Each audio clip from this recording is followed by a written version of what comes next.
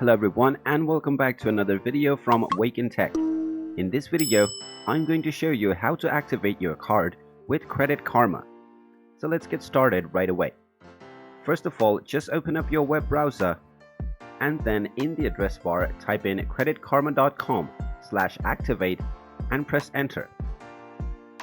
You will now be taken into the official website for Credit Karma. Now first of all, before you activate your card, make sure you log into your account, as this will make things much easier. Click on the login button and you will be taken into the login page. Now you can use your QR code and download the application, or you can simply use your email address followed by your password to log into your account. Once you log into your account, you can simply click on the Activate Card button. Now once you click on this, you will automatically be asked to log in, which is why it's a better idea to log in first.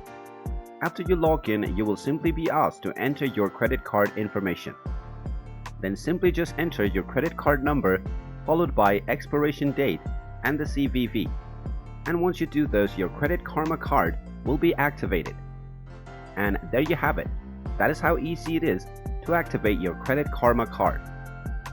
If you find this video helpful, make sure you hit that like button and subscribe to our channel if you haven't done so already.